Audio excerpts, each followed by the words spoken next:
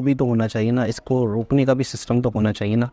मैं कहता हूँ कमाल सिस्टम है इसराइल के पास, कमाल सिस्टम है।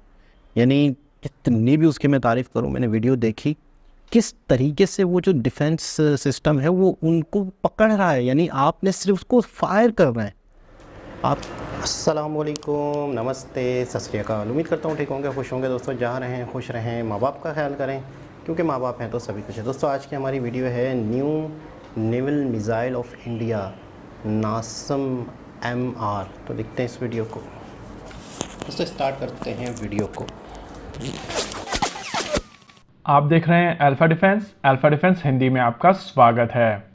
आज के इस वीडियो में हम लोग बात करने वाले हैं नेवल एंटीशिप मिसाइल सिस्टम के बारे में। Naval antiship missile system basically एक फैमिली है जिसमें कई एंटीशिप मिसाइल सिस्टम्स बनाई जा रही हैं, और यहाँ पर जिस मिसाइल सिस्टम की हम लोग बात करने वाले हैं वो NASM-MR है, यानी कि naval antiship missile system medium range.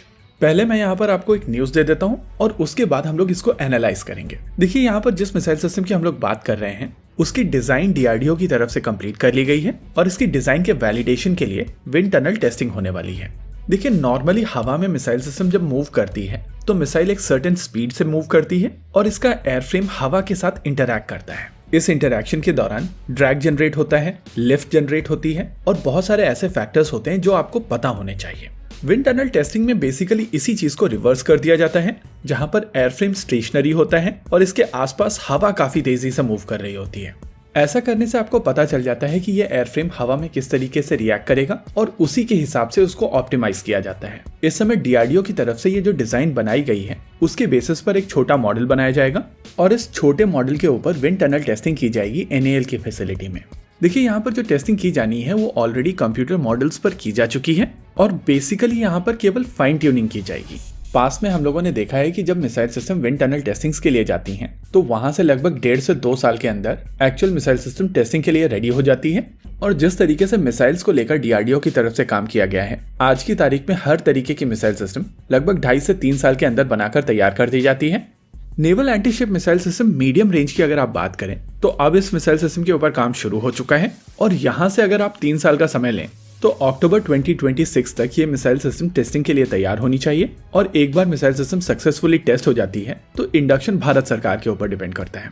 इस फैमिली की पहली missile system naval antiship missile system short range साल 2022 में टेस्ट की गई थी, और ये सबसोनिक मिसाइल सिस्टम लगभग 55 किलोमीटर तक की रेंज प्रोवाइड कर सकती है। बेसिकली इसको लो फ्लाइंग हेलीकॉप्टर से लॉन्च किया जा सकता है, और ये मिसाइल सिस्टम भी एक लो फ्लाइंग मिसाइल सिस्टम है। टेस्टिंग के दौरान इस मिसाइल सिस्टम को समुद्र की सतह से 5 मीटर की ऊंचाई पर उड़ाकर देखा गया था, और ये क्षमताएं naval antiship missile system medium range में भी होंगी। हालांकि ये मिसाइल सिस्टम लगभग 350 किलोमीटर तक की रेंज प्रोवाइड करने में सक्षम होगी, और फिलहाल माना जा रहा है कि इस मिसाइल सिस्टम को न ही केवल एयरक्राफ्ट के ऊपर से लॉन्च किया जाएगा बल्कि कोस्टल डिफेंस सिस्टम्स, शिप्स और सबमरीन से भी लॉन्च किया जा सकेगा।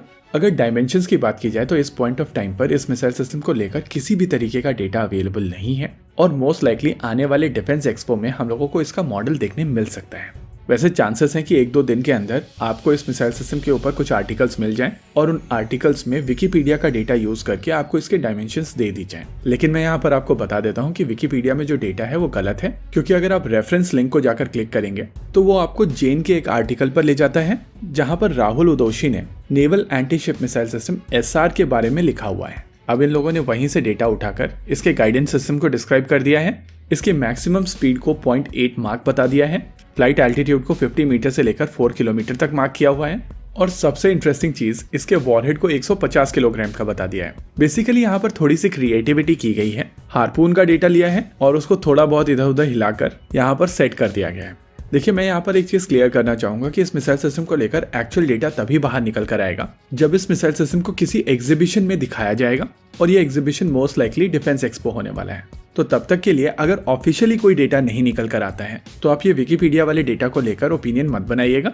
वैसे इस फैमिली में एक और मिसाइल सिस्टम बनाई जाएगी जो naval antiship missile system LR होगी। जी हाँ, DRDO की तरफ से long range antiship missile system भी बनाई जा रही है, और ये मिसाइल सिस्टम आपको लगभग 2000 किलोमीटर तक की रेंज प्रोवाइड करने वाली है।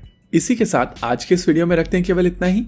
वीडियो को अंत तक देखने के लिए धन्यवाद। देखते रहिए अल्फा डिफेंस। जय हिंद।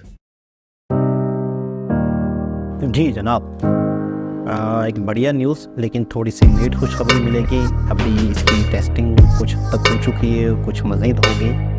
इंडियन नेवी के उसमें आएगा मेरे ख्याल में ये naval missile, new naval missile, जो कि समंदर के ऊपर भी फायर किया जा सकता है, सबमरीन से भी फायर किया जा सकता है, ज़मीन से भी फायर किया जा सकता है। अच्छा, मिज़ाइल मैं ऐसा देख रहा हूँ इन फ्यूचर, जैसे अभी इसराइल वाला जो वॉर है या कोई भी वॉर है, तो या तो प्लेन या मिज़ाइल। मतलब मुझे दूसरा जो ज़मीन वाला मामला है वो कम से कम होता हुआ नज़र आ रहा है इन फ्यूचर मिलिट्री की फील्ड में या मिलिट्री के मामलात में, क्योंकि ज़्यादा से ज़्यादा अपने आप को कम से कम नुकसान पहुंचा के दूसरों को ज़्यादा से ज़्यादा नुकसान पहुंचाने का ये एक ही हथियार है, मिज़ाइल। यानी आप अपनी ही जगह से फेंकते हैं और हज़ारों किलोमीटर, कई किलोमीटर दूर जाके वो दूसरी देश में, दूसरे सिटी में जाके दूसरों को नुकसान पहुंचा सकते हैं। ऐसे मिज़ाइल भी हैं। तो ज़्यादा से ज़्यादा फोकस किया जा रहा है मिज़ाइल टेक्नोलॉजी पे। जितने भी देशों को मैं देख रहा हूँ, जितनी भी मिलिट्री को मैं देख रहा हूँ, चाइना हो गया, कोई भी हो गया, वो मिज़ाइलों को ज़्यादा से ज़्यादा डेवलप करते जा रहे हैं। चाहे वो समंदर से फेंके जाए या ज़मीन से फायर किया जाए, कहीं से भी फायर किया जाए। अभी जैसे मिज़ाइल्स टेक्नोलॉजी से बचने के लिए इसराइल की एक वीडियो आ रही है, जो कि यूँ समझ लें कि आग के गोले की तरह आ रही हैं चीज़ें, और दूसरे आग के गोले उन्हें ख़त्म कर रहे हैं हवा में ही। मतलब कमाल सिस्टम है। हम सोच भी नहीं सकते इसराइल के पास डिफेंस सिस्टम कितना कमाल का है मिज़ाइल्स को रोकने का। 5000 अगर मिज़ाइल एक वक्त में दाग दिए जाए, और वो 5000 मिज़ाइल्स की वजह से ही वो शहर, या बहुत बड़ा इलाका नहीं है इसराइल, वो बच जाए या वहाँ पर इतना ज़्यादा नुकसान ना हो, हज़ारों लोगों की जान बचाई गई।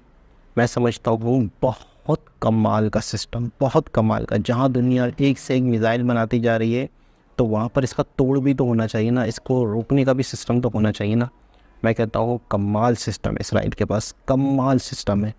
यानी जितनी भी उसकी मैं तारीफ़ करूँ, मैंने वीडियो देखी किस तरीके से वो जो डिफेंस सिस्टम है वो उनको पकड़ रहा है। यानी आपने सिर्फ उसको फायर करना है, आपने निशाना भी नहीं दागना, वो खुद उनको जाके ढूंढ रहा है। यानी यूँ टर्न करके बाकायदा। अच्छा, एक डिफेंस सिस्टम जो एक है वो कई मिज़ाइलों को ख़त्म कर रहा है। यानी कि लाइन से उनके 4-5 मिज़ाइल आ रहे हैं या गोले आ रहे हैं, कुछ भी आ रहा है, इनका एक जाके उन तीनों चारों को एक लाइन से ख़त्म कर रहा है, और वहीं पर यानी कि ब्लास्ट हो रहे हैं।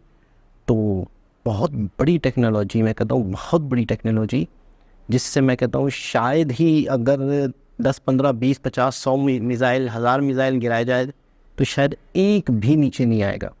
5000 में से शायद कुछ आ गए हों, कुछ बच गए हों, लेकिन मैं कहता हूँ अगर 1500 मिज़ाइल, ये हमास को भी शायद अंदाज़ा था इस चीज़ का कि अगर हमने 1500 मिज़ाइल दागे तो उन्हें रोक लेना है। यानी इतनी टेक्नोलॉजी उनके पास है। जब भी 5000 मिज़ाइलों वाला जो चक्कर किया गया था, लेकिन जहाँ पे बनाए जा रहे हैं वहाँ पे डिफेंस सिस्टम भी होना चाहिए। इसराइल से सीखना चाहिए किस तरीके से उन्होंने ये किया है। और आने वाला दौर मुझे लग रहा है प्लेन, आपके पास शक्तिशाली एरोप्लेन हो, जंगी जहाज़ हो, एयरक्राफ्ट हो और मिज़ाइल हो, ये 3 चीज़ें जो है, और सबमरीन मैं समझता हूँ कि ये भी वो एक ऐसी ख़तरनाक, एक घातक हथियार है, छुपा हुआ हथियार है, जो कि काया पलट सकता है किसी भी वॉर का, किसी भी, ख़ास तौर पे उन कंट्रीज़ के लिए जिनकी बाउंड्री जो है वो समंदर के करीब लगती है, उनके लिए ये सख्त ज़रूरत है। तो ये 3 से 4 चीज़ें हैं। बाकी मुझे लगता है कि ये वाला मामला जो है, ज़मीन वाला, टैंक वाला, मिलिट्री सामान पहुंचाने के लिए शक्तिशाली गाड़ियां हो, बाकी मुझे लगता है कि और चीज़ों पे फोकस कम हो गया है दुनिया का, और जितना हो सके ये हथियारों की दौड़ कम हो तो ज़्यादा बेहतर है, ताकि ज़्यादा से ज़्यादा दुनिया में अमन हो, ज़्यादा से ज़्यादा ये जो सरमाया है ये फलाह व बहबूद पे लगे, लोगों की हालात ज़िंदगी को बेहतर बनाने में लगे। लेकिन इस वक्त जो रशिया वाला मामला भी सुन रहे हैं कि इसराइल और रशिया में भी कुछ मसला हुआ, तो मुझे ऐसा लग रहा है कि आने वाला वक्त बेहतर हो, आने वाले वक्त में हालात बेहतर हो। सिर्फ दुआ कर सकते हैं कि ये मज़ीद चीज़ें बिगड़े ना। दोबारा किसी और वीडियो के साथ आपसे मुलाकात होगी, जब तक के लिए अल्लाह हाफ़िज़।